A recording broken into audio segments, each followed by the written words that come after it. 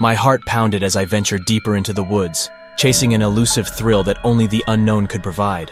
An inexplicable compulsion drew me away from the safety of the beaten path, deeper into the shadows where the trees whispered eerie tales of forgotten secrets.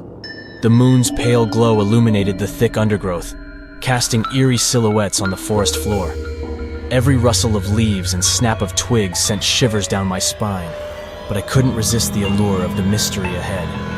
After what felt like an eternity of wandering, I stumbled upon an ancient stone pedestal, adorned with strange symbols and moss-covered engravings.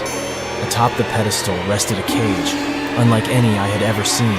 It was a twisted fusion of metal and vines, as though the forest had reached out and engulfed it over time. The cage had an ethereal quality, as if it held more than just the mere promise of imprisonment. Despite the ominous aura that surrounded it, I found myself drawn to the cage. My curiosity overpowered any lingering fear. As I approached, the air thickened with an unnatural stillness. The moonlight seemed to wane, as if afraid to touch the malevolent creation. As I reached out to touch it, the cage rattled violently, startling me.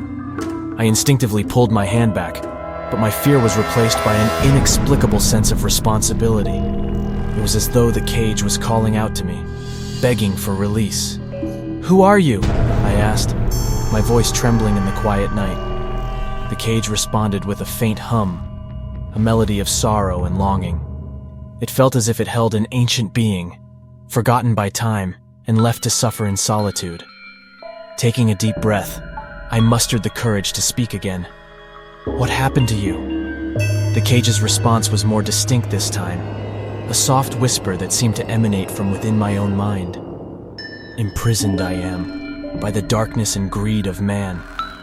A chill crept up my spine as the gravity of those words settled in. The cage's inhabitant had been bound by human hands, trapped within the confines of the enchanted prison. Driven by empathy, I knew I had to set the trapped soul free. But how could I achieve such a feat? I had no knowledge of magic or ancient rituals. My only choice was to search the woods for clues or a way to release the prisoner.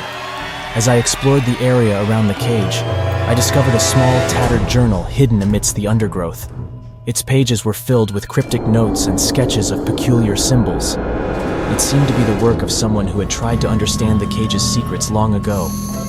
The more I read, the clearer it became that the cage was created by an ancient sorcerer, cursed to hold an evil entity that threatened the world. It was meant to serve as a barrier, but over time, the sorcerer's dark intentions twisted the cage, turning it into a malevolent force itself. Determined to end this cursed cycle, I continued my research, desperate to find a way to release the trapped soul without unleashing the evil it held. I learned of a long-forgotten ritual that required pure intentions, an unyielding heart, and the willingness to sacrifice. With trepidation, I gathered the necessary components and returned to the cage. I could feel the presence within, aware of my intentions. I spoke to it, offering words of compassion and reassurance, seeking its trust. As I began the ritual, the cage trembled violently. Shadows twisted and danced around us, threatening to swallow me whole. Doubt clawed at my mind, but I pushed it aside, refusing to give in to fear. With each incantation, the cage pulsed with energy, as if battling the darkness within. My heart pounded, and my palms were sweaty, but I persisted. The ritual reached its climax, and a blinding light erupted from the cage, enveloping everything around us. I shielded my eyes from the brilliance, and when the light finally subsided, the cage lay open before me, devoid of its malevolent presence. The soul that was released appeared before me, a spectral figure bathed in moonlight. It thanked me with a voice that echoed like distant bells. "You have freed me from an eternity of torment," the soul said, its voice tinged with sadness and gratitude. "But beware, the darkness that was once contained will seek another host. You must guard against its return." With those cryptic words, the soul vanished, leaving me alone in the woods, my heart still pounding from the ordeal.